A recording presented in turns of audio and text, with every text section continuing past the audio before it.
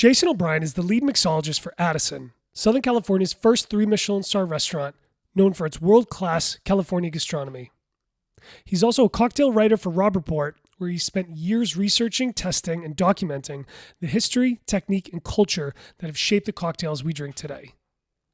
Before joining Addison, Jason built his career behind bars throughout Boston and San Diego, writing along the way simply because he loved the crafts.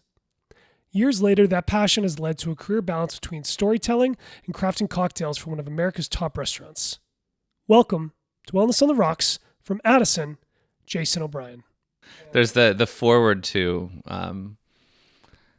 Fear and Loathing in Las Vegas. Oh, it's a great book, great movie. Yeah, Hunter S. Thompson is one of my favorite authors, and the foreword, he talks about how the book was unusual in that it was fun to write. He says, that's unusual for me. I'm going to get the exact wording wrong, but he says something down the lines of nothing is fun when you have to do it day in and day out and the rent is due. It's a little like fucking, which is only fun for amateurs. Old whores don't do much giggling. That's funny, dude. So you write for Robb Report. I do. And so I guess like what led you, you're obviously, you are the lead mixologist at Addison, and, you have this really rich history working in bars and restaurants here in San Diego and in Boston and things like that. There's so many cool things I want to talk to you about today. But in terms of just the creativity in writing, how did that start and how did that lead to writing for Robb Report? I realized that I liked writing in college. I didn't know this in high school. I was more of a math kid, but I don't know, somewhere along the lines, it was reading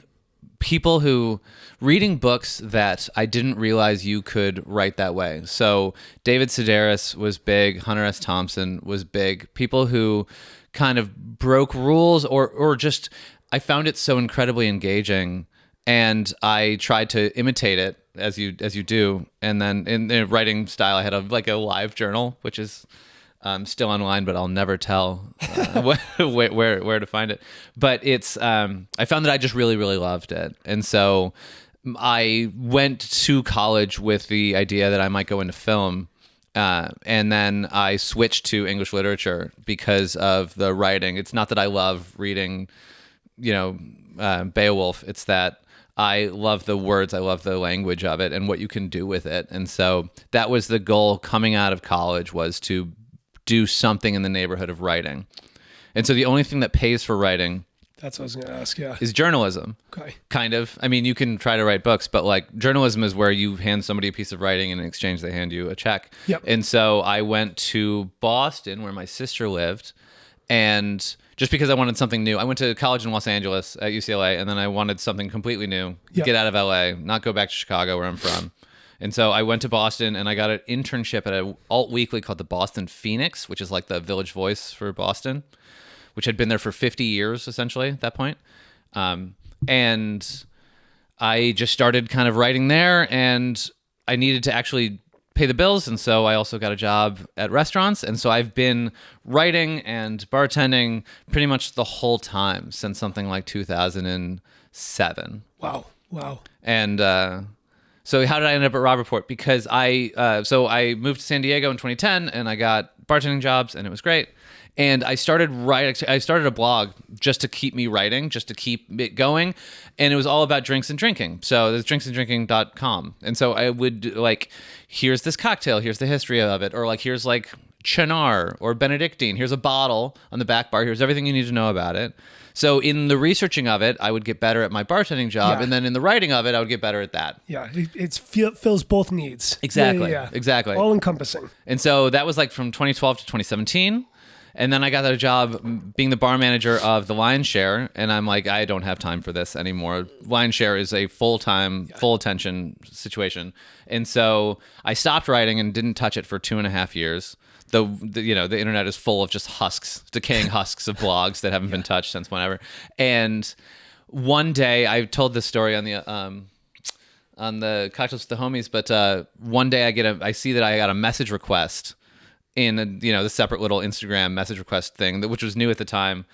And so I look at it, and it was sent like months ago, and I didn't even see it. And it was from the editor-in-chief of Robb Report, a guy named Paul Crawton, who had just been searching for, he had just taken over Robb Report recently, and he was just searching for new voices in food and drink because he wanted to really amp that up. And he was just like, he must have been on page 17 of Google before he found my blog. And then he just reached out saying, hey, do you still write? I like this. I like your voice. And I was shocked to be asked. I hadn't written a word in probably 2 or 3 years. And so that was old material that he found? It was old material, yeah. Oh, wow. It was just online. It was just there. Oh. And so he just kind of like pulls me up, out of obscurity by my collar and asks me if I want to be a professional writer at a national magazine. Wow. Yeah, and but you had been doing it for years just to do it, like, because you enjoyed doing it. And then, like, I feel like, dude, so many people, like, it's like they're trying to do this thing for $1, and they realize how hard it is, and they're not making $1, and they stop. But I feel like there's so many successful people, their story is so similar to yours, where they're like, I just kept going. I found ways. If I needed to live with roommates or family or anything, like, whatever pays the bills, and then, like, one day it just pops off. Yeah, it is outrageously lucky. Yeah. It's like walking down the street in Hollywood and some producer's like, kid, you got the look I need for my picture. Like, it's unreasonable that you could ever expect anything like that to happen. It just did. And so, like, if I could live life again from the beginning, I would do everything the same, and this would not happen. But it's I did the best I could on those articles, because again, it was about the language for me. Like, I would edit the hell out of them. I would just kind of tweak every little word because I also want it to be funny. And so I would craft them like delicate little Fabergé eggs. It was almost like sounds like OCD almost a little bit. Yeah, well, it was just, some creative people, and I'm actually curious what you think about this, because some creative people don't know how to stop. They're like, when am I done working on this song? Yeah. I do not have that problem. I feel like I get a thing to where it needs to be, and then I just feel like it's done. Any change is going to be change for the worse. Huh. I have it exactly where I want it, and then I hit publish. So I'm not untroubled, but I don't have that particular. It's not OCD. I don't think. It was just like it would be meticulous and exacting. I had a kind of a taste for my version of perfection, I guess, and just like, not that they're perfect, but just like as good as I can do. And what I think is notable about it is that nobody was reading these things. Like, it wasn't like I wasn't getting any kind of feedback from the world. Yeah. I got like some hits. I think it was like a few hundred a week. Like, it was like nothing. Like, honestly, I published a Negroni article that got some traction in like an Italian magazine. You get one viral thing. Yeah. Yeah, but like it didn't translate to anything in my life. Nobody who knew me was like, hey, great blog article. But I was just doing it as well as I could possibly do it because it was important to me to do that. And then years later, some guy finds it and invites me to write for his magazine. And so is that something, you have your full-time bartending job, is like the creativity still going on today? Is it something you would just enjoy doing? Does it make you, is a significant amount to your income per month? Like, what's going on today? What's led to now, I guess?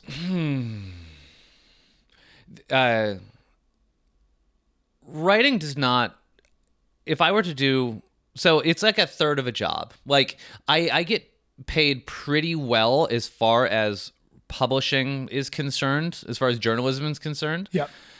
But I write one article every other week right now. It was weekly for 5 years, and then Addison, I couldn't do it.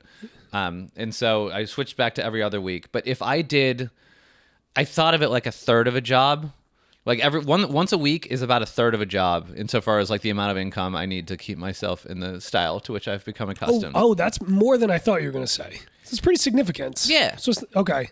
Yeah, it would be, I don't know, something on the order of, I shouldn't talk about it, but like, you don't have to. You don't have to. Don't worry about it. But like, it was a third of a job. I certainly couldn't live on one article a week, and I would have a hard time living on 2 articles a week. And so, after the Lion's Share, I kind of didn't know what to do because the Lion's Share is my favorite cocktail bar in the city. And like, where do I go from here? Yeah. I don't really have anywhere that I want to work necessarily.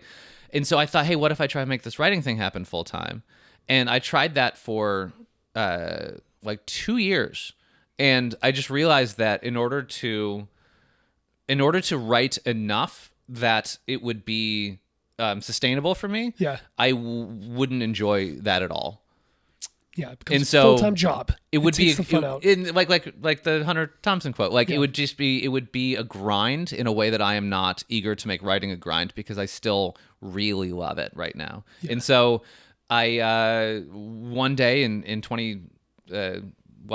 14 or something, yeah, or 2024, like 2 years ago.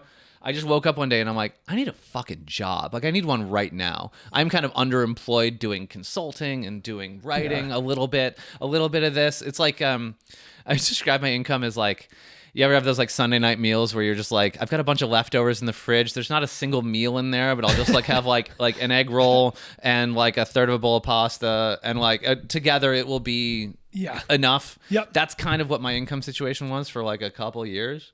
And one day I just woke up and I said, I just need a job.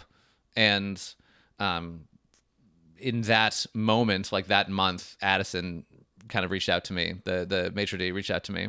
And so that was a very long answer to your question. Yeah, it seems like all these things that are happening to you, it's just you're kind of going with the flow and these opportunities present themselves and you lean into it hard. I do. I don't really have, like, I just kind of, whatever I do, I try to do it as well as I possibly can. Yeah. And good things keep happening. So I don't know, that doesn't really constitute advice because I don't really know if I, again, were to live life number 2, it all would have shaken out differently, but I still think it all would have been fine. Yeah, I mean, that's how I've lived my life too, is just you go with the flow and like I've taken my interests and tried to, like you said, do them as hard as you can. And like, I don't know, it's like you got to play the long card, you know what I mean? And well, I was going and well, one of the things, and I'm sorry to interrupt, but like one of the things I think is really interesting about our life, the service industry life and the creative life in general, is that like my sister, for example, right? My sister is a lawyer. And she is incredible. She's brilliant and so dedicated and talented. And so her life has been very linear. She, goes to law school, does amazing, gets a clerkship at the 7th Circuit Court of Appeals, which is like among the best jobs you can get out of law school, assuming you don't want to go into corporate law. Yeah. And then from that, she gets a job at AUSA. And like each time there was a time to advance, she advanced the maximum amount of rungs, but it's all on the same ladder. Yeah. Like, you know where you're going. You can see it coming from 10 years away. The creative life is not like this at all. The creative life is peripatetic and unpredictable and very like exciting in that way. So in my lower moments, I envy her so much because she has so much security and so much stability. But in her lower moments, she envies me. Like, I expressed this to her and she's like, what, are you kidding? You live the coolest life I've ever seen. Because one of the things we take for granted is that it's exciting. Every day is something new. Who knows what tomorrow is going to bring? And it's just a different kind of choice, and it comes with different strengths and weaknesses, right? Yeah, I know. And if you're someone who's trying to start a family or save for a house or something like that, like the creative lifestyle might not be the best route. And like, it's harder. It's way if you're harder. trying to live the straight and narrow life, or if you're trying to do the kind of the creative life, then like the trappings of the straight and narrow stuff that you get, like a house and things like this, are a little bit harder to get. You put your income on a piece of paper. I'm like, well, I know what I made last night. Seriously. Yeah. I know what I spent last night at the bar afterwards too. But it's like, yeah, I know. And especially like if for a lot of us who have maybe family members who don't live that lifestyle, they look at us like, what are you doing? What do you mean you're like, working these late nights? You're trying to like do this creative passion project of yours and stuff like that. Like, do you get it a little bit from your family? Oh, you definitely. Yeah. So it's like, you have family members who are very successful and they have their lives set up, and it's like, this is the steps that happen. And then they kind of like, it's weird, man. It's weird. And I feel like a lot of people who are in the restaurant industry and creatives have to, experience that stuff. And you know what? I've kind of made the decision that like, I'm going chips all in on this, and like it's either I'm gonna either hit big or miss big, you know what I mean? And I do. Yeah. I'm fortunate that I never really had that. I've had very supportive kind of people around me. Like, my aunts might whisper, but like I honestly don't think so. And even if they did, I didn't care. But one of the interesting things about modernity now is that all jobs seem to be uncertain. Yeah. Like Oh, with yeah. you know with the economy and like with the economy with AI, like Yeah. what do you if you had a 16-year-old or a 18-year-old and you were like, what should I major in, Dad? Who's to say? I don't know. I don't know what the world's going to look like in 10 years. You know what I realized? I think are bartenders ever going to be replaced by AI? There's something about like that personal, like person to person touch and conversation and like skill set that we have. I don't think that's going to be replaced. And things like work ethic and personability and like empathy, it seems like that's going to be one of the last things to go. I totally agree. You know? Nothing about what we do is irreplaceable. Like we could have been replaced by robots 10 years ago. Yeah. Like we didn't need OpenAI for this. I think you know there's what I mean? Like you can, could have a little hose that goes into all the little bottles that I use. Yeah. And there's just a guy to man the hoses. And if the bottle is empty, you change it to the new bottle of vodka and all the drinks would be milliliter perfect. Yeah. This technology exists currently. And I think we will see bars like that, but I don't think they'll replace us. Well, it's like, and that's the question. It's like, why do people go out? It's like, do they go out to buy the crafted cocktail, or do they go out to, experience the ambiance, the energy, to have a conversation? And, you and I, you working at the three-Michelin-star restaurant by Chef William Bradley, and I work at the local neighborhood pub, Stell Public House. I was thinking today, leading up to our conversation, like, about our different paths. And I know you've worked at local neighborhood small restaurants in the past as well, but the way I got behind the bar was I was in New York City. It was back in about 2015. And how I've always applied to these jobs is I print out a stack of resumes and I hit the streets and I go and I meet people. And back pre-COVID, there was this bar in Greenwich Village called Cafe Dante. It was known as one of the best, if not the best, crafted cocktail bars in the city. Yeah. And it's not still there? Cafe Dante's, Dante's. yeah. Greenwich Village, man. Yeah. It's dope. I've been there like a bunch of times. The Garibaldi's incredible. Dude, great people who work there. Yeah. And what I do is when I apply to these jobs, I take my notes in my iPhone and I write down notes. Go back to this restaurant, talk to this person so I can do follow-ups. And I was looking through my notes the other day and I just stumbled upon something from like when I was applying, and it was like Cafe Dante, go back at 5 p.m. and talk to this person. And I totally forgot about that. What ended up happening was I hit Cafe Dante and I walked two addresses up the street to a bar called JG Mellon. It was a cheeseburger tavern. They did martinis and cheeseburgers, local, Sounds great. turn and burn. And that's the bar that ended up hiring me. And it was just like kind of wild to think about like the two different lanes that I could have taken from there. It was like I was waiting tables at the time. I ended up getting a job behind the bar at JG Mellon. And like I have gone, my whole career path over the last 9 years behind the bar or so has been like local neighborhood, mom and pop, turn and burn, speed, personability. Where if I had like just gone at a different hour, and maybe it wouldn't have worked out for me at Cafe Dante, but like the craft cocktail scene and like, it's like two different directions. I was going to ask you, like as a creative and a bartender, the cocktails were always there for you to pick up whenever you wanted them, but it's you chose kind of a different creative path. Yeah, and it's not even that. It was more just like you said, like that's who the people who were hiring and who I connected with, Yeah. Like yeah. I was in Jersey and in New York City for 4 or 5 years and did the sports bar, the nightclub stuff. And like, I've always kind of worked for either Irish bars or Irish owners. And those have been the people who like, when I walk in, we connect with that. I don't know. It's like a personability thing. And it is interesting. Like the paths that we choose, it kind of does shape our professional careers. Absolutely. You know what I mean? And like, I guess like, I think some people look at maybe these Michelin-star restaurants as like elitists almost. And I think before I had never walked into a Michelin-star restaurant up until a few months ago.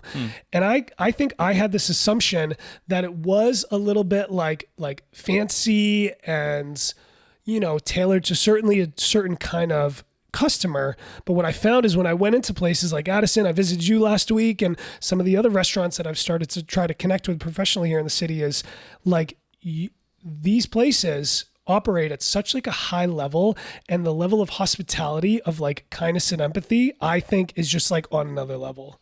And I was just want to like ask you today about like your experience working for Addison and like what it's like on a day-to-day basis at like, I don't know, like, is there anything that you've like that changed your perspective from beforehand to 2 years in now? So much. Yeah. So much. I never thought it was for me. Yeah.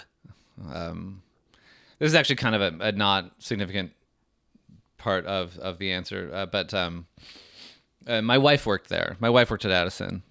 She is a wine person. She's a sommelier, and so she started in 2013 and lasted until 2021. So 8 years she spent. And when she was describing it in 2013, 2014, it was, I have to shave every day. I have to shine my shoes. I have to wear a suit. Like, in my head, the answer was just like, no. Yeah. Not for me. Like, of course not. I'm not going to do that. Because at the time, I was at Urban Pizza in North Park wearing a black T-shirt, having a blast, just like developing regulars. And I was making cocktail lists, and it was the best. Yeah. And Addison didn't change. I changed. I grew up. And so when I got that call in 2024... of just because I was in their Rolodex, they knew me because I knew Victoria. Yeah. And so, there's a very particular type of bartender that there's like a half dozen people in San Diego who could, that's not really true, but who out of the box could work at Addison right now. There's a lot of people who could be trained. Like, yep. I don't mean to say that it's... No, it's just you guys operate at you're one of the top restaurants in the United States of America. If I were to try to pick another bartender to hire one, yeah. I can only think of like 3 people. Okay. And I just assume there's just as many that I about that many that I don't know. But anyway, what was your question? What is it like working at Addison? Yeah. So a lot of people think that it is going to be pretentious and that they're going to look wrong or dress wrong or walk wrong. Yeah. Or eat their food wrong and be judged for it. And this is not true at all. There are French restaurants. I've been to French three-Michelin-star restaurants that are very much that way. Huh. Yeah. That are deeply uncomfortable with very bright lights and no music, and the staff is just standing like 4 feet from you. And it's like the military, like don't move a muscle types. Yeah. Yeah. California, American fine dining is at this point is very much a response to that. And California is even a response to New York in a way, like not really, but a little bit. Like we, are laid back. Yeah. And hoodies are a common sight in San Francisco, three-Michelin-star restaurants. But hospitality is the lodestar. Like you need to be refined and precise in all of these things, but it is about taking care of people. It is about their needs. And so that's what makes it, one of the things that makes it so hard is that you need to be the all-around player. You can't just be great at food descriptions. You can't just be technically flawless. You also need to be great with people. You need to be able to anticipate their needs before they even know that they need them and get it for them and make sure that they feel completely taken care of so that when they walk out, they're practically floating. Like this is the goal. And so everything we do is about making people as comfortable and happy as possible. Somebody told me that there was like 128 steps of service at Addison. I don't know how many there are. There are probably more. Yeah, that's kind of wild. Well, there's two different things. There's the 3 Michelin stars. Yep. Which Michelin is very cagey about what specifically they evaluate. Yeah. We just renewed our 3 stars for 2026. Dude, the Michelin Awards in San Diego this past week, man, it's huge for the city. Yeah, it's huge. We hoped we had no reason to expect that we would lose a star, but it does happen, and so it's always a huge honor every time. It is, man, and it was a big moment for the city to have the awards here, to have everyone from California here in San Diego. Obviously, you guys kept the 3 stars. There was 2 more 3 Michelin-star restaurants. I think Californios, and I'm gonna mess this up. Enclo, which are huge. Now there's I think 10 of the 16 3 Michelin-star restaurants in America are here in California. 16 total, 10 in California. 10 in California, huge. You had Lucien in La Jolla with chef Elijah Arizmendi get Michelin recognition, which is awesome. I had a beer at their bar a couple weeks ago. I met their GM, super nice people there. Nice. It's an incredible restaurant. It sits in this little terrace. I don't know if you've ever been there. I've not been yet. I'm really excited to go. It's going to be harder now, but good for them. It's cool, man. Very nice people. I didn't get to, have the dining course meal there, but I really enjoyed that place. But then you also have I think Savannah Reidler from Lilo got the Sommelier of the Year. Dope, right? That's awesome. Yeah. You know, so it's like San Diego is showing up. And, you know, unfortunately, Valle lost its star, which is a huge, you know, it sucks. It sucks does. for the city, sucks for everybody. It's the reality of this business, man. This is a cutthroat industry. And, you know, I think that whole team and staff have been so friendly to me over the past few months. I've worked with them professionally recently. I saw, yeah, you interviewed the chef. Yeah, so it just does add. You want to see, you know, I do this whole platform because I enjoy this. I enjoy the creative process, man. I do, you know, I love San Diego. I have this like recent. I think going through this industry, you gain a certain level of respect for the people who put in the hard work, and you want to see people succeed. And I think that, like, you know, I do this. I never do any of this stuff for money, like you were talking about earlier. I just love this process. I love connecting with good people within the industry, and it's the reality of the business. And I think that that team already seems to be like super motivated and driven to, you know, get back on the horse and get after it. And we'll see, you know, what happens in the years to come. And this is, you know, this isn't like I think we get judged on the longevity and the long-term, you know, goals that we set and make and stuff. So it'll be exciting to see how they make their comeback, you know? Yeah, it's tricky when the feedback you get is just once a year. Yeah. And it's like it's either a punch or a pat on the back, right? And so it could be challenging. And what Chef William Bradley talks about is that it's the Super Bowl every day. Yeah. Yeah. That it's you can't put on a 3-star restaurant for a little bit. Like, even if we knew, let's say hypothetically we knew who the Michelin inspectors were and we knew when they were coming. Yeah. We knew what day. That would almost be worse. Yeah. Because you need to live 3 stars. You need to live it every single day, every moment of every day. There are no off days. And if you knew when they were coming, then you would kind of relax in the other off times, and then you would try to up your game. But if you don't live it every day, then you don't have the ability to up your game to that level. Yeah. You know what I mean? It's got to be like ingrained in you. Yeah, you know? you have to be 3-star when you wake up in the morning and when you go to bed at night, and it sounds cultish, but it's not. It's just the way that excellence is achieved. So you asked me what are things that have broadened my understanding since I worked at Addison. That's one of them. That the old wine director talks about mental mise en place. Mise en place is the French term for like having, you know, everything you need in your station exactly right where it needs to be, right? Yeah. Having your station set up. Yep. Mental mise en place is just having your brain set up the right way. You need to have a sports mentality. You need to come to play. Yeah. It's like, it matters what music you listen to on the way in. It matters how you put your uniform on before you, like, it just discipline. Everything matters. Yeah. Everything. Discipline is a big theme at Addison. And one of the ways in which I've had moments of expanding understanding, you know, because like I probably knew more about Addison than anybody, any new hire, because my wife worked there for 8 years. So I knew the characters, I knew how it felt, and I knew everything, right? Yeah. And knowing all that 2 years in, I have more respect for the kitchen, not less. Seeing behind the curtain, seeing how everything is made, I have more respect, not less. And it's so dawning understandings, right? There's a way we pour water, right? Somebody has water, you pour it at the table, and there's a way you're supposed to pour water, and basically you aim for the middle of the glass, and instead of the glug glug glug, 'cause it's out of a bottle, so instead of the glug glug glug, you fill it a little bit less, so it's a smoother stream. Why do you do that? Because that's the best possible way to do that thing. Whatever thing you're doing, do it the best possible way to do it. I've got a set of, we use little bottles for soda and tonic and Coke and Diet and all that stuff. And the storeroom where we keep it, literally no guest will ever see this space. But they got on me. The kitchen's like, look at this. This looks like a mess. But what are you doing? Yeah.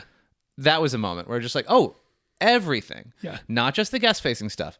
Everything needs to be, just do it. The word is soigné. Just do it as well as it can possibly be done. And it's honestly, it's a way to live. Like it's a cool, I am, I don't know how to, it's so much. It is intoxicating and very exciting to work somewhere that constantly calls upon you to be the best version of yourself. Bro, yeah, it reminds me of one of my books I have up here. I read Bruce Lee's Striking Thoughts, and he talks so much about discipline. But another one is this book called Gambate, which is Gambate. So this is the Japanese art of always moving forward.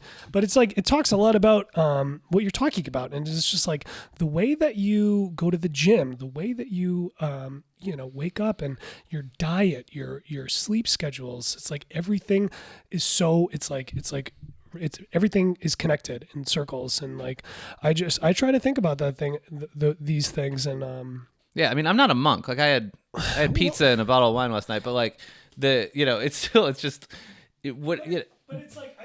I think it's like more than that. It's just like the way that you, like, it's like restaurants are so like your style of restaurants and the competitiveness that you take, it falls into everything we do in life. And like, I think there's some people, it sucks because they don't, when you try to live a life like that, some people, it gets misinterpreted sometimes. And that's like one of the things I was kind of we were kind of talking about earlier is, the struggle with the family and your mindset. And like when you hold yourself to a higher standard sometimes, or even just attempts, it can be misconstrued by those who aren't trying to do that as well. I think the coworker who's like annoyed that you're not taking shots, like, how is this something you're doing to her? You know what I mean? Like, I feel like at some point... I'll give you an answer to that. It's because there's like this team and community. And it's like these cultures sometimes are like, you're either on our team or you're off our team. And it gets cliquey, I think. Yeah. For a lot of people, I see. I hear that. But I think it's also... we are doing something kind of outside the lines. And that you're not doing it with us highlights that maybe we shouldn't be doing it either. Like, I think that people want partners in crime. Yeah. Oh, interesting. You know what I mean? Yeah. I don't know this young woman. I'm not trying to judge her as a person necessarily, but in the times that I've been in that situation, the times that I've been, again, on both sides of that. Yeah. If somebody's like, no, not for me, thanks. I used to work with this kid who he would go to the gym after line share, after 2 a.m. bars. We'd go to the gym like 3:30 in the morning. And every time he'd say no to the shots, I'd be like, shh. Like some part of the back of my head is like, should I be not taking this shot right now? But like, it would just, I think people don't like that. And if your excellence is a bummer to other people, then I don't really know what to say about that. Well, no, it's a good point, man. And I think having high standards for yourself can, like, sometimes you lose friends from that. Yeah. In just outside of the bar and restaurants too. And I think, it's kind of, it can be like when you're going for, I don't want to say perfection, but like to be like excellence, it can be lonely. Yeah. And like, just make sure you don't turn into an asshole, have some humility and maybe, keep it to yourself sometimes. Yeah. We are all blessed with a tremendous amount of luck to, I don't know. Have the attitude to go for those things. Right. You're not the author of, I've got a pretty good work ethic, but like, I didn't make it. I just have it. Really? You think so? I do. I think, I'm not trying to get into a thing about like, free will, but I think like there's always the choice to not pick up Instagram, not pick up reels, there's always the choice to like work harder. But, even let's say like you're born however smart you're going to be. Yeah. Right. So like you can be happy about how smart you are, but like you didn't, it's not like you built it. You're just lucked out. Like there's so much luck infused with everything that we do. And so when you like the places that I am, I don't know, it's always important to not turn into an asshole. Like if I was like, I'm not taking that shot and you shouldn't either because look at how you're living your life. Like there was a version of that that would deserve her condemnation. Yeah. Yeah. But like I don't think it's a thin line. I think you could just be like, no thanks. Like you guys do your thing. Yeah. Yeah. It's interesting. Like are we born with, I don't know. I think you can change. I think you can change your mindsets.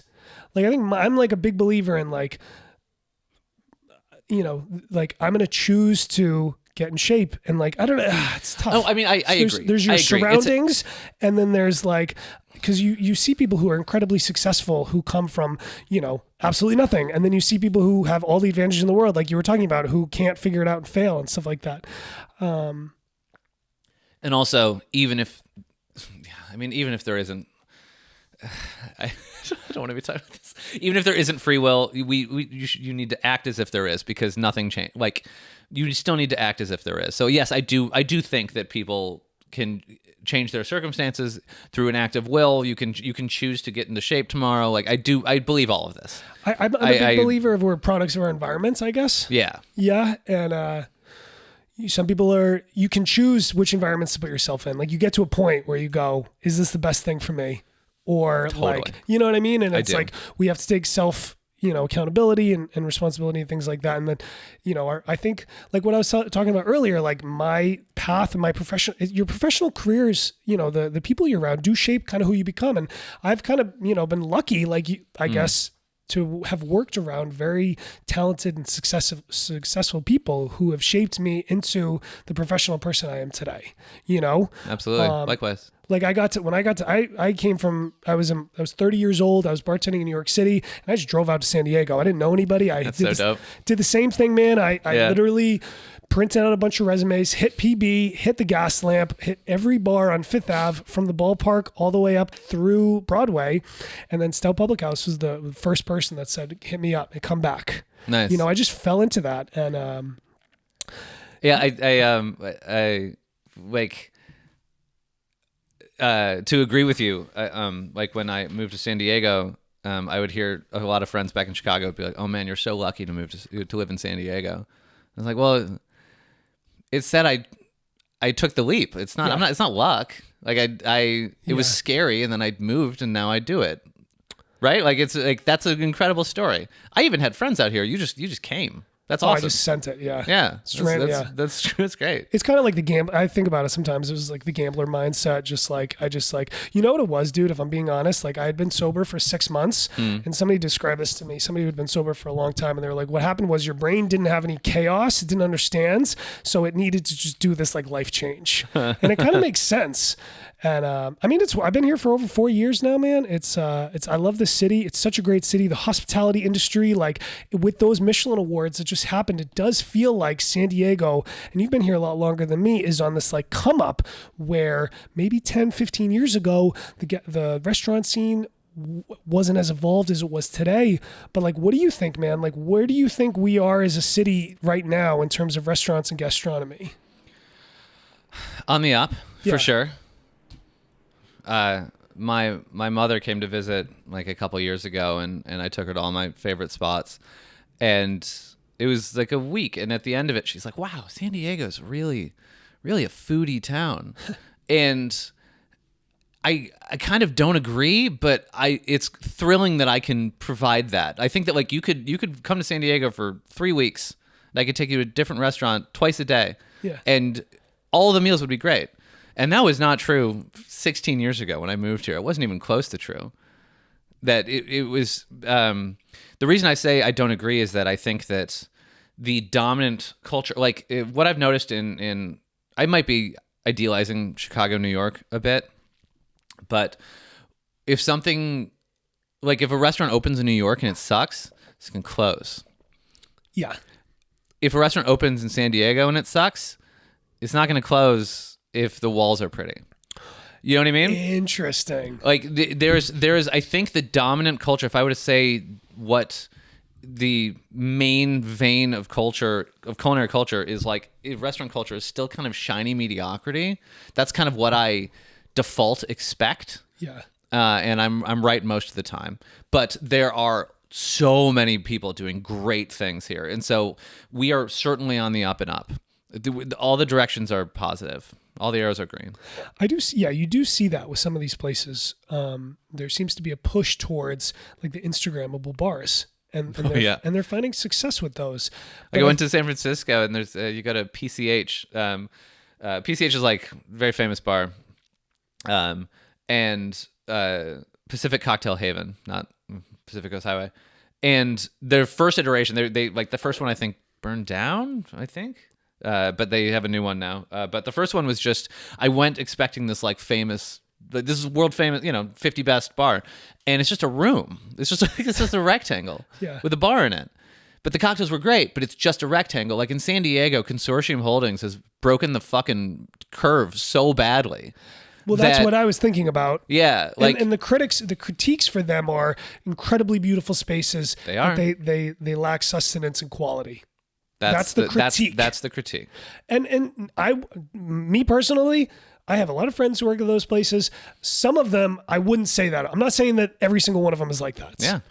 I think I've had incredible meals at some of them. I've gotten to know some incredible bartenders, had incredible experiences. I try to be very honest. I try not to just talk a bunch of shit on here, dude. Right. Well, Consortium is so big now that like any statement about Consortium, aside from they're meticulously designed and the cocktails tend to be pretty good, beyond those two blanket statements, you can't generalize because there's so many of them.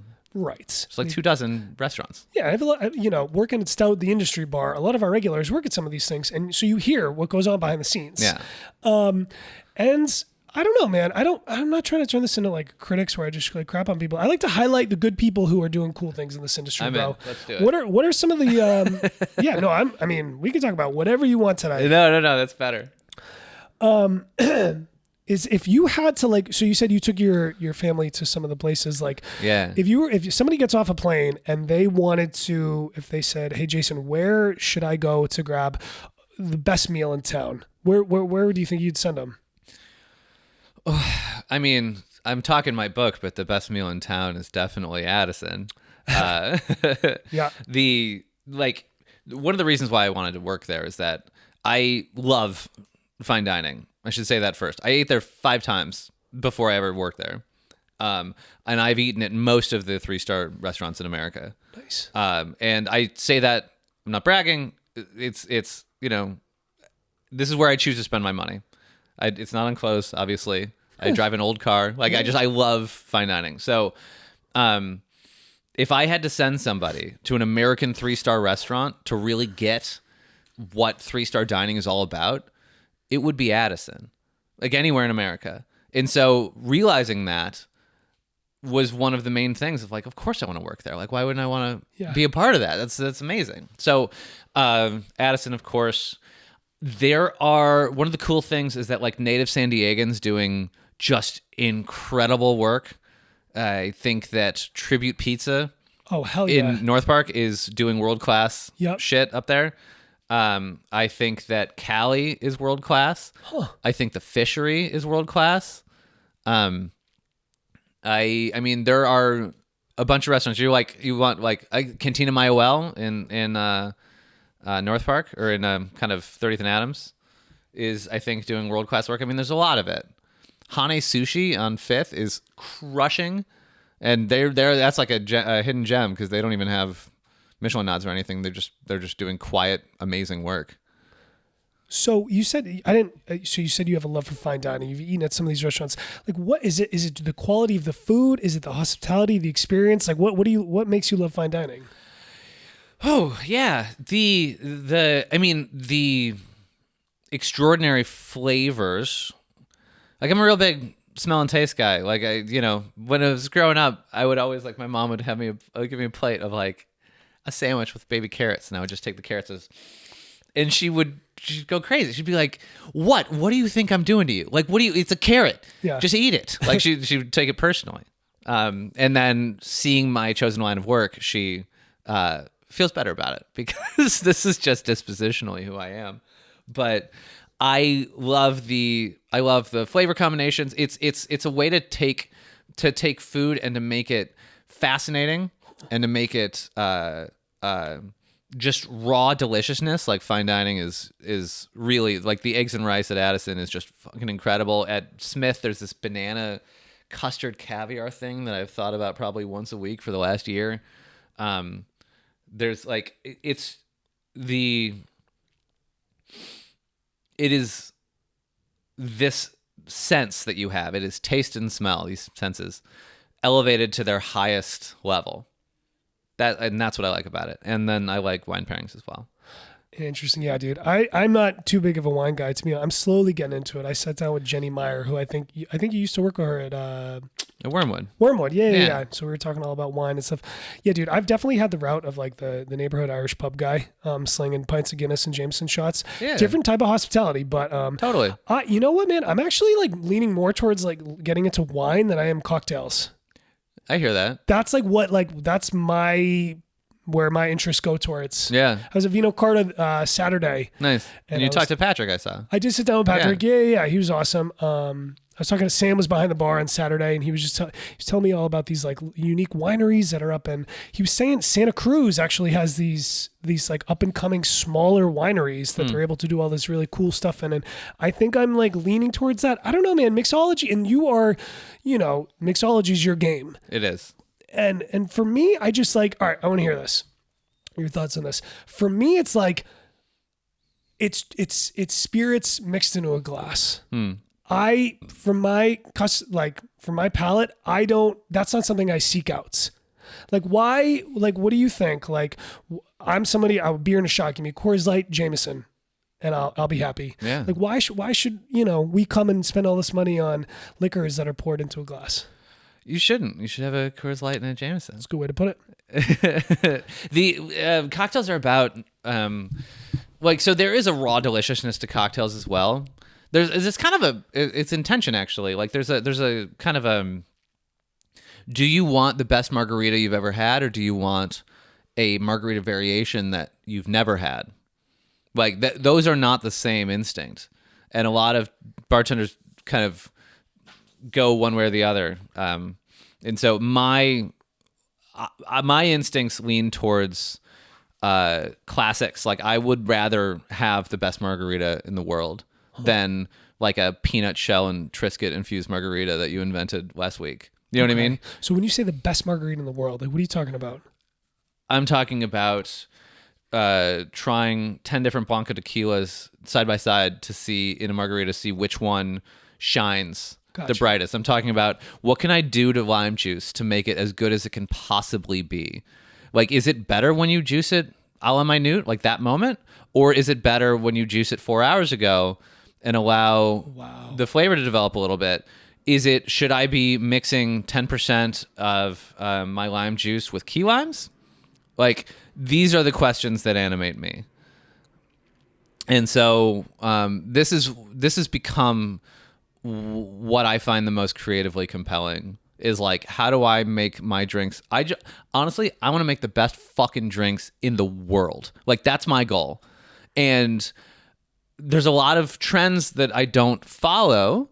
And I say that even with a slight edge in my voice. And I don't really mean to. Like, it's cocktails are largely about discovery as well, and novelty. And you need novelty. I mean, people want what they've never had before. And so there's a whole savory movement of cocktails that I've just kind of let go by.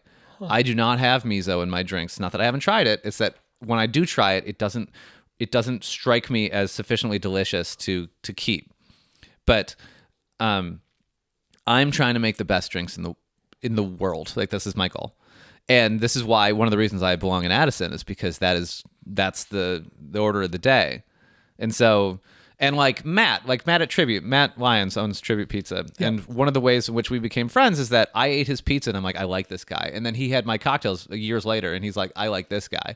And then we kind of became friends after that because Matt will go 500 miles out of his way, 1,000 miles. He drove to Boulder to get something for his oven.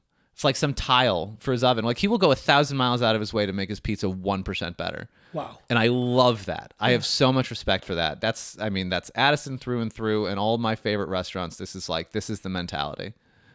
I like that, man. And it seems like you and I are like totally different people, which is kind of cool. That's kind of why I wanted to talk to you today, because we're all different. And we have like, I'm so like, as a consumer, I'm so like the opposite way. I kind of like have always look at this whole industry as like entertainment, I guess. I guess maybe that's coming, just like I said, the path, working in the clubs in New York City and the taverns where it's all about conversation and stuff. Right. But it does, you seem to like, it's like the chemistry and the build and like the super, super micro is kind of what drives you a little bit. Yeah, like I'll spend a lot of time and effort getting something from 95 to 99. That's awesome. Now, you said why, like, I keep not answering your question. I'm That's sorry. okay, You man. said- Dude, it's a free-flowing conversation. Do you feel You it? said, yeah, why cocktails? And I don't know why I find it so compelling, but I do. For my first old fashioned in October of 2007. Yeah. I was just like, this is the best thing I've ever had. Like, there's a very kind of sensory aspect to my life. I love, the way it's music. Like, I'm not a musician, but I love fidelity. Like, I love really good speakers because I just love the sensation of listening to music with very high quality. I like the flavors and smell and taste and so I don't know. I just find it compelling. Yeah. People are like, I'll go off on the history of something boring like Benedictine or gin or something, and someone will be like, "How do you know all this?" Meanwhile, that person could tell me where the entire New York Mets went to college or high school, right? Like, in their batting averages, each and every one to 3 decimal points. And I could say the same thing about them. Like, how do you fucking know this? Like, who cares about it? They care about it. That's the answer. Like, that's how I know all this stuff, because I just find it compelling. Who knows why? I just do. We all have our interests, man. The things that drive us. I think about it sometimes. Like, why am I doing all this stuff? I've found, I don't know. Like, I just spent so much time listening to podcasts that I was like, I want to try to make that. I think that's like something that drives me is I'm a huge fan of stand-up comedy. I went and saw Dave Chappelle in San Diego last weekend. Nice. How was it? Awesome, dude. Yeah, it was cool. He's definitely a comedian that likes to storytell and like makes you think and things like that. Less about, those like instant crack up laugh, It was okay, man. I thought, he got mixed reviews. He was doing a lot of stuff. I think a lot of these comedians are like working on material for, stand-up bits that they have coming up in Netflix shows and stuff. But I've always been interested in entertainment and the person-to-person aspects. But I think it's cool that you have this like pursuit of excellence, and whether it's like business or athletics or restaurants and stuff. And what I've learned through going through the restaurants is like how competitive and actually challenging it is to make these last. And that's what I enjoy, like seeking that out. You know what I mean? Like I do. And I think you're probably better suited to service than I am in a way. 'Cause like, there's a bartender in New York named Souther Teague who Amori Amargo is his famous bar, and he wrote a book, and the title of the book is "I'm Just Here for the Drinks," and I feel seen. Hospitality is not about the drinks, and I can't. If there was somebody who was only about the drinks, I wouldn't hire them, because obviously you need the whole thing, right? You need. But it is what drew me in, and it's what keeps me there. Like, I did 18 months at Kettner Exchange before I got married, and I opened it. I didn't know what it was going to be, and I've never worked at the hippest place in town before, and I won't do it again. But it wasn't about the drinks there. It was about just like making a vodka soda splash of cran fast. And the only way I can make these people, they're like, the people would come to Kettner Exchange when they first opened, and probably still weren't engaged with the food program or the drinks program or how it looked or anything. They were just like, that was the place, and they just wanted to come have their vodka soda splash of cran at the place. Right. And there's a lot of these places that play to that, and that's okay. Yeah, that's totally fine. It's just not where I belong, because like, the only way I can make them happy is to make the vodka soda faster, or give it to them for free or something. And it's like, if you're not going to engage with the drinks, then you should just sub me out with somebody else. Like, this is not why I'm here. And you were there for 18 months? Well, I was getting married. And so I was just like, I had a lot to do. Yeah. And I thought, I'm learning a lot. That's where I learned how to get fast. Oh yeah. That's what those places are for, man. Yeah. I thought I knew what 3 deep meant, and then I went to Kettner Exchange. Like, I had no idea. Man. And I did that back in Jersey, New York City too, and that's sort of where I cut my teeth. But it's an interesting point, man. And I've only been to Kettner Exchange once. I asked for a Jameson, and I gave him a $20 bill, and he said that's not enough. And I was like, oh my gosh, I do not belong in these places. But like, dude, didn't ask for the 21. We are Southern California hospitality, and that there's so many different types. There's the fine dining. Yeah. There's the neighborhood. There's the Kettner Exchange. And like, I don't do the whole like judge and like, you can sit there and I think it's really cool what you're doing with cocktails and mixology, man. I think that's awesome. Thanks. But like you can play, there's so many different crowds and types of consumers and diners here in Southern California and San Diego.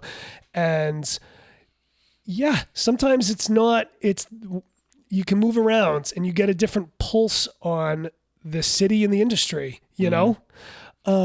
Addison isn't a very San Diego place. Yeah. Like it's, you know, Chef Bradley's from Chula Vista. Yeah. So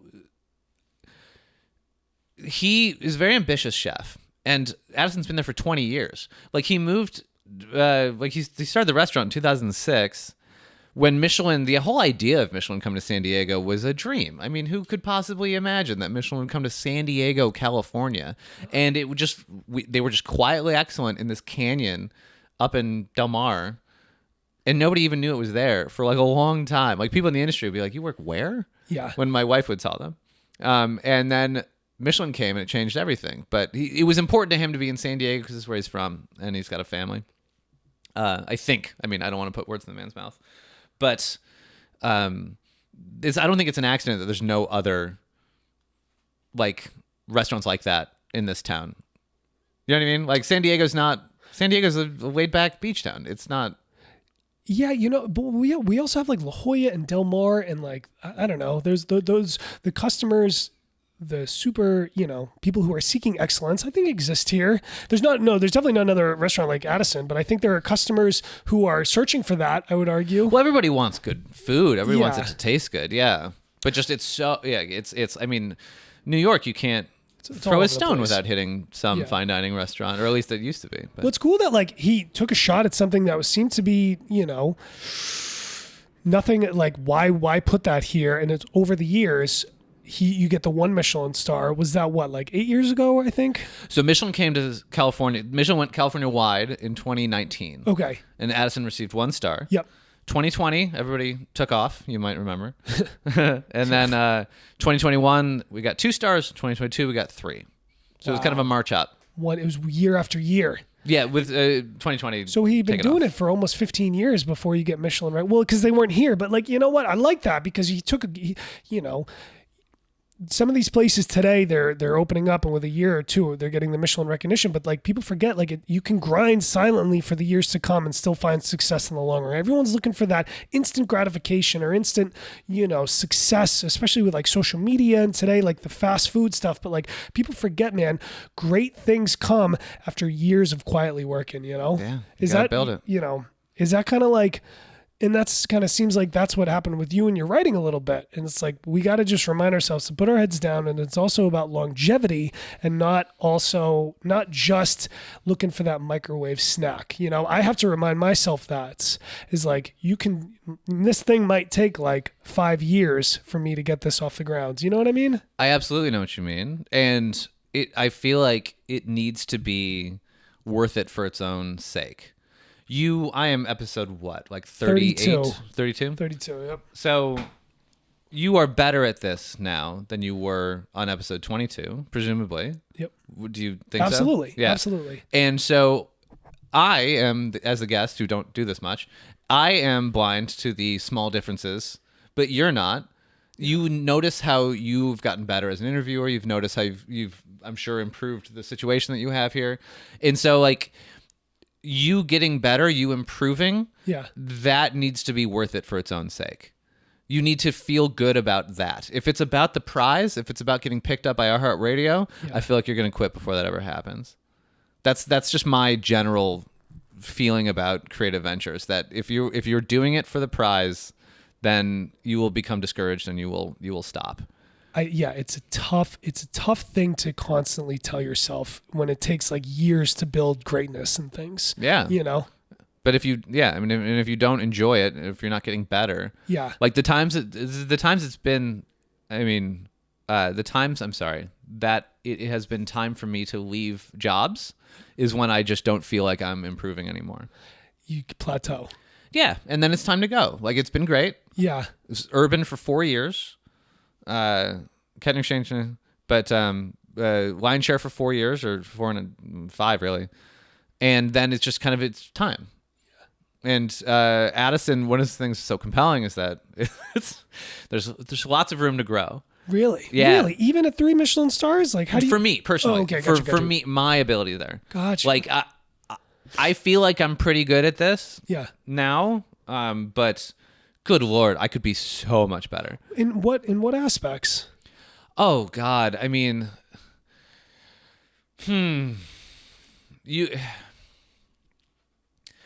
I have projects I'm trying to do, so I don't have any prep time.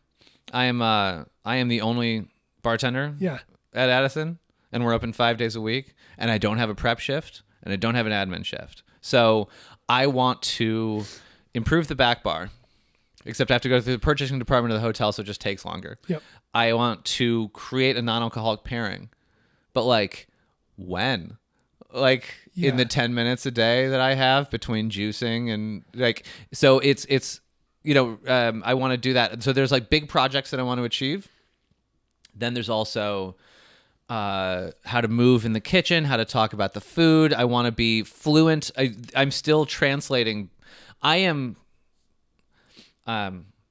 okay with words generally, despite that sentence, but I still need to translate Jason O'Brien into fine dining Jason O'Brien before it leaves my mouth. And that translation process needs a little bit more bit rate. Yeah. Like, it needs to there's be making the drink and then there's selling the drink. Right. It needs to be more fluid. Like, hey, what is this?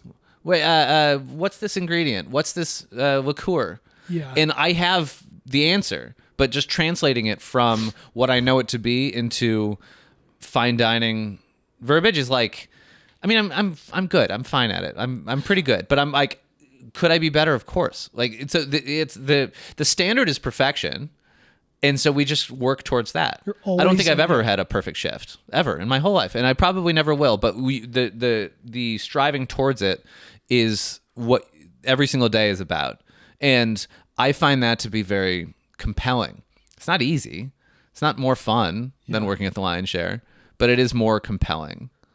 It's what drives us. And I love that, man. I'm the same way. It's like we're always in this constant process of trying to achieve for that. And sometimes that makes us feel like you're failing a lot. So when you're constantly like leveling up, dude, and like you kind of live with this constant feeling of I suck. You know, but like if you took, like, I'm just talking about me for a second, like if you took what I'm doing today versus like 5 years ago, I'm on a completely other level. I'm sure. But I still look at my work and I'm like, oh, I could have improved that, or why couldn't I went and pitched the chef the last week in Mexico and I fucked it up. Right. I'm like, dude, I'm working with like Michelin recommended places. Yeah. Where like 5 years ago, I was taking Instagram pictures of like hot waitresses with White Claw towers. You know what I mean? For sure. And it's like, there's an art to, like, for example, this is something that we have in common.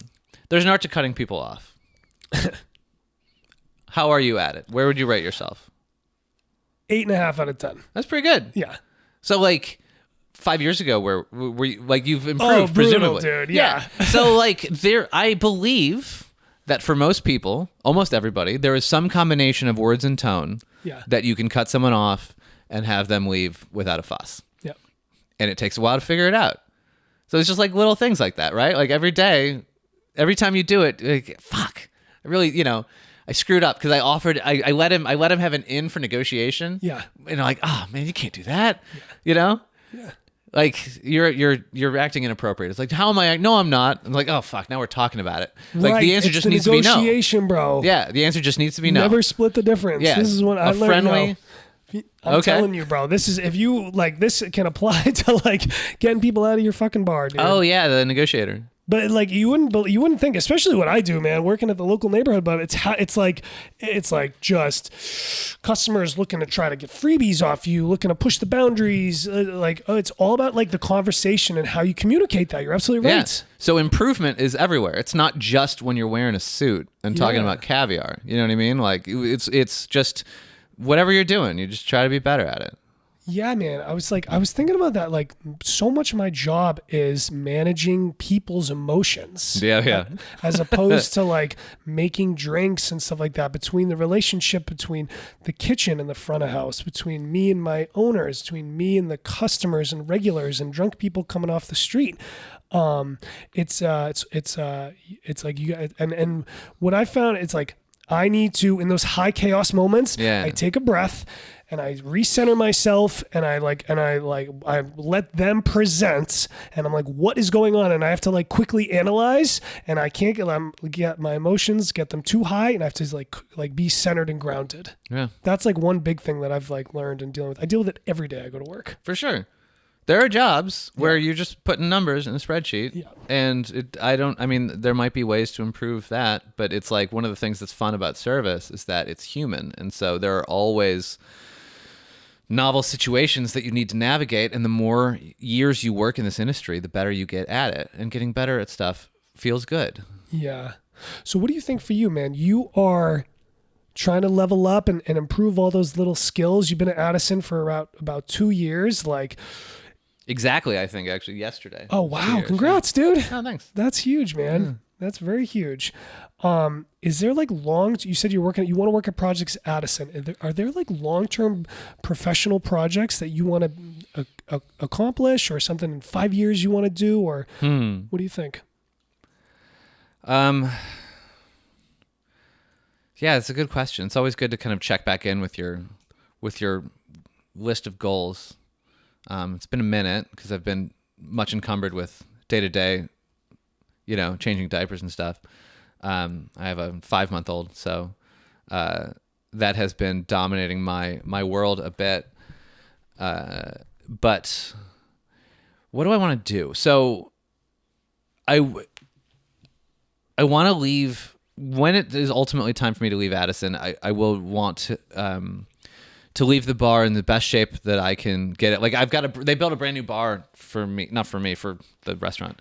This big renovation. We were closed for 7 weeks and reopened on May 19th. And so there's a brand new bar and there are still efficiencies that need to be worked into it. And so that is a fun project to kind of get that done. But that's just like right now, the non-alcoholic pairing, like I won't leave Addison until I do all the things that I want to do there.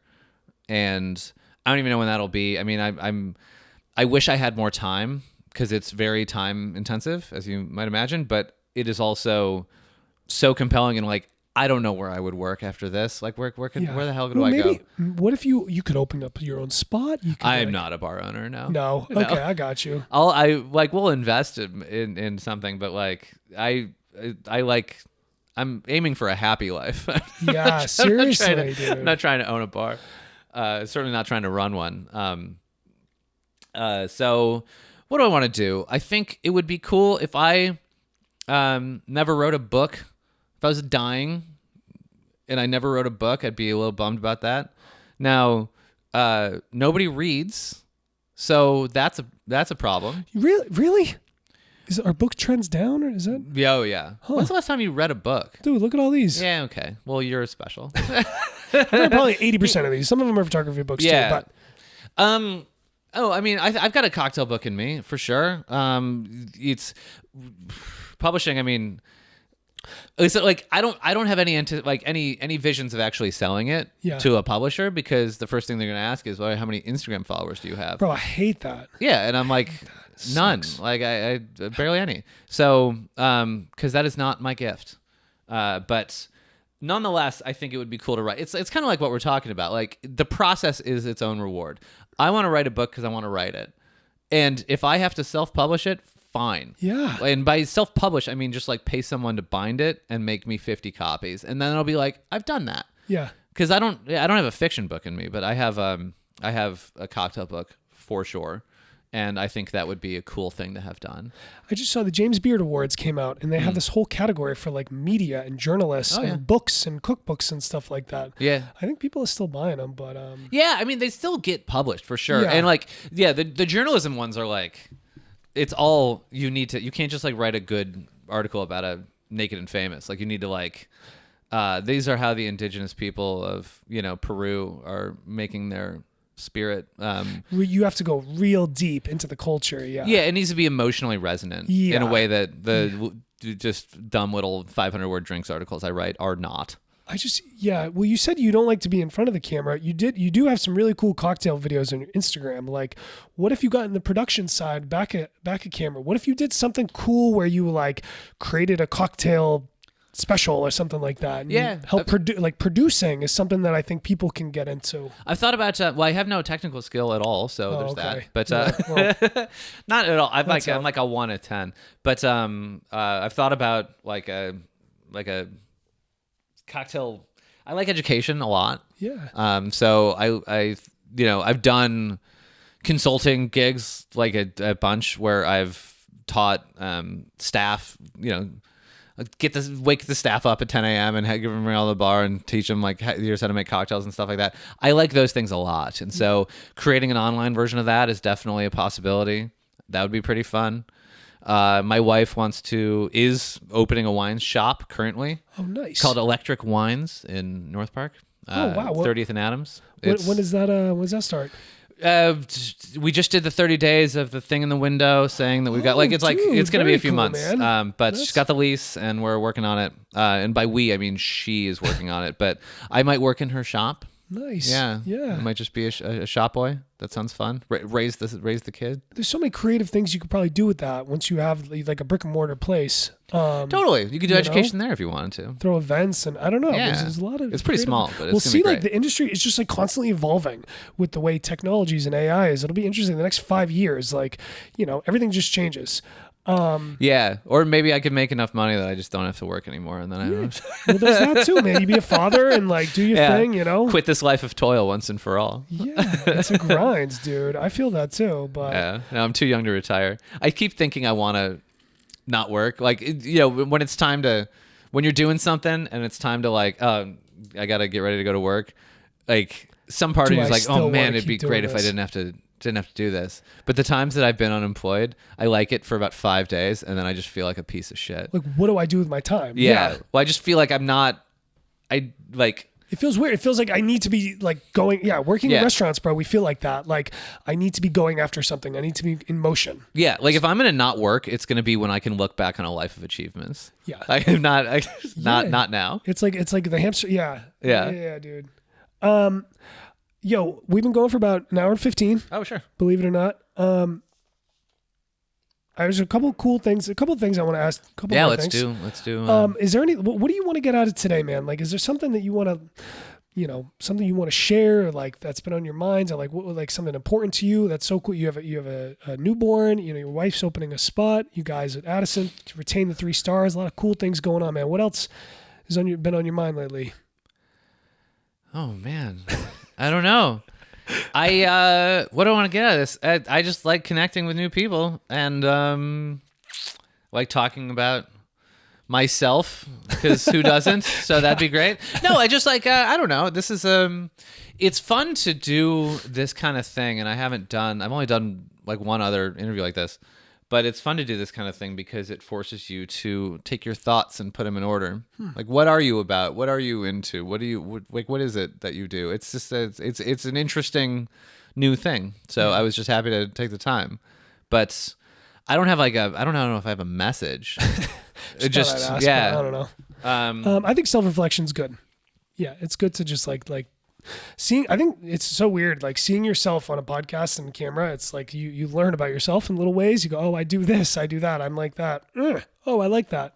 It's like you got to just break through the insecurity of this is who we are. The whole world sees us this way sometimes. I have to remind myself, Yeah. Like I was thinking about like what chair should I get? Do I have a good side? And I'm like, no. I know. I just have a face. This is my face. One of the things about getting older is just like, age. It happens, This is what it's going to be. Bodies, we do decay.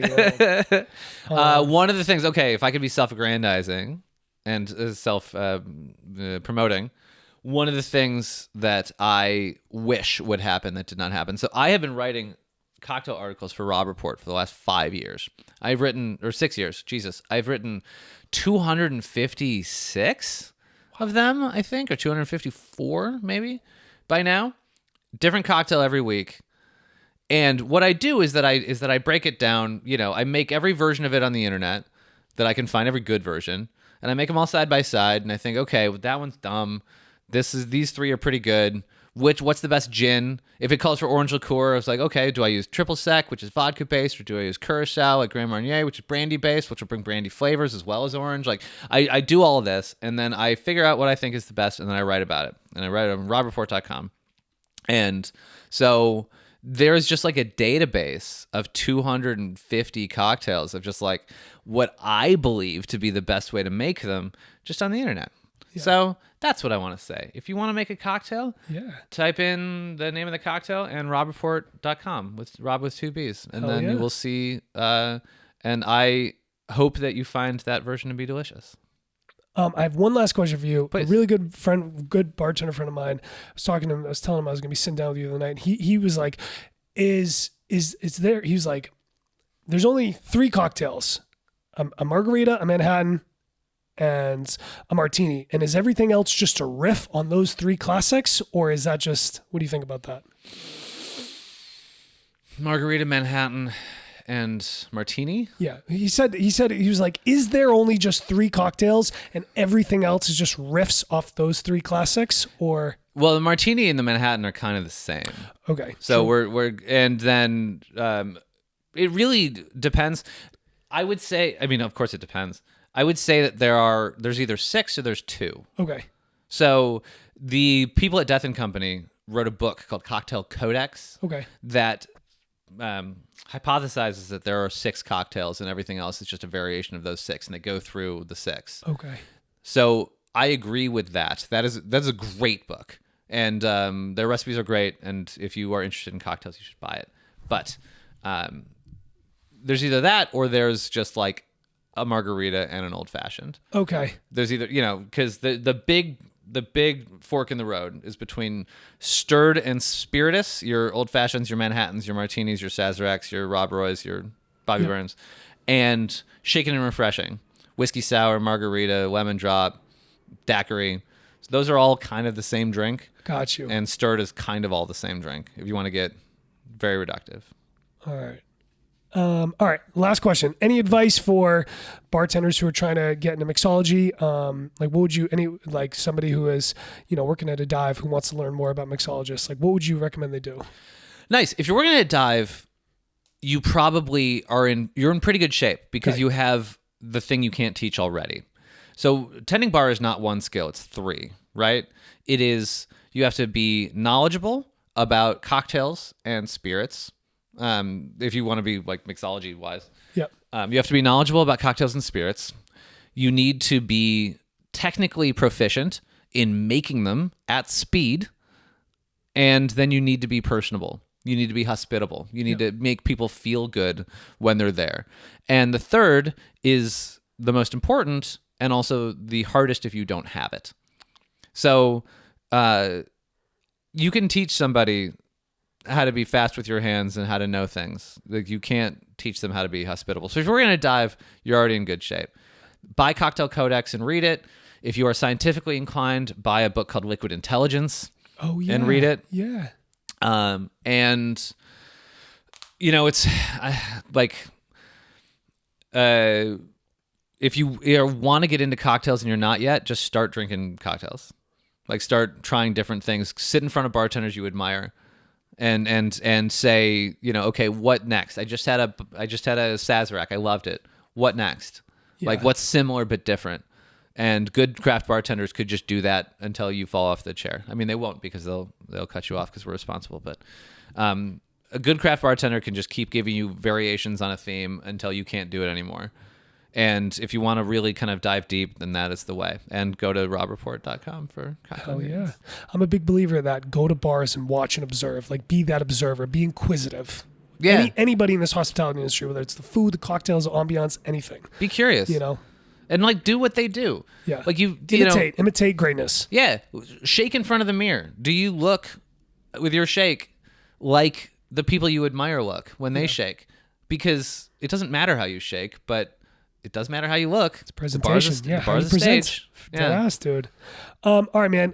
last question. I appreciate you. Thank you so much for Thanks coming for here and talking to me today, This is dude.